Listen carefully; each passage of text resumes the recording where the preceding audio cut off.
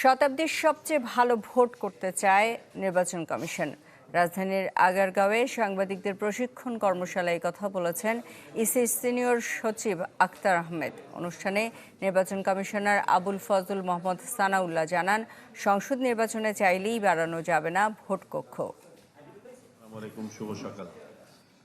বিগত আমলে নির্বাচনে ভোট দিতে না পারার যে আক্ষেপ, সেটা ঘোচাতে এটি অবাধ, সুষ্ঠু ও নিরপেক্ষ নির্বাচন আয়োজনের প্রতিশ্রুতি দিয়ে কাজ করছে বর্তমান নির্বাচন কমিশন।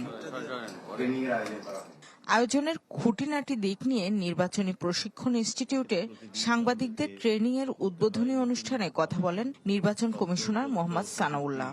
জানান, বিগত সময়ে দেশের নির্বাচন ব্যাপকভাবে ক্ষতিগ্রস্ত হয়েছে, যা পুনরায় মেরামতের চেষ্টা করছে নির্বাচন কমিশন।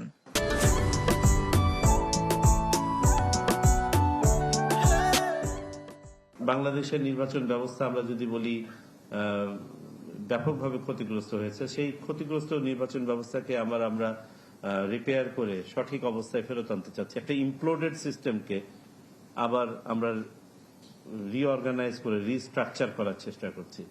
বলেন, এককভাবে নির্বাচন কমিশনের পক্ষে সকল কাজ বাস্তবায়ন করা সম্ভব নয়।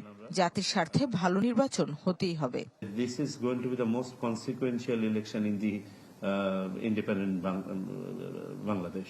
আগামীতে আমরা কি ধরনের দেশ দেখতে চাই, আমাদের গণতান্ত্রিক পথযাত্রা কেমন হবে, তার একটা tone setting, course setting event হতে যাচ্ছে ফেব্রুয়ারি 2026-এর নির্বাচন।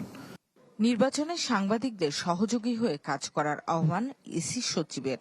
যে 4টা প্রস্তাবনার ভিতরে আমার হয়তো 3টাতে আমি সম্পূর্ণ একমত, বা 2টাতে একমত, একটাতে আধা আধি, আর একটাতে একমত না। তো কাজে কিন্তু পুরো প্যাকেজটা দেখে তারপরে এবার সিদ্ধান্ত নিতে হবে হ্যাঁ অথবা না। এই জায়গায় আপনারা আমাদেরকে পূর্ণ সহযোগিতা করবেন। দেশের স্বার্থে ভালো নির্বাচনের কোনো বিকল্প নেই বলেও জানান তারা। সদস্যবৃন্দ, আপনাদের সকলকে। শামিমা সুলতানা, চ্যানেল 24, ঢাকা।